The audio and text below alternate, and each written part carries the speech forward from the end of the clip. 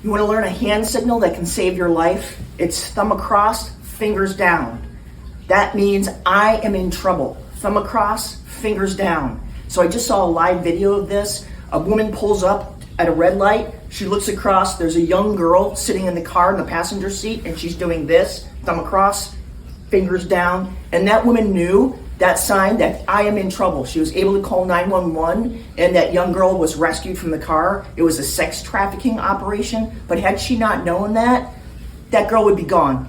So please learn that for yourself. And if you want to hear some other really great crime prevention tips, just sign up for our newsletter at bulletproofbabes.net. We also do free seminars, and we've got a really cool one coming up on manipulation, Masters of Manipulation, bulletproofbabes.net.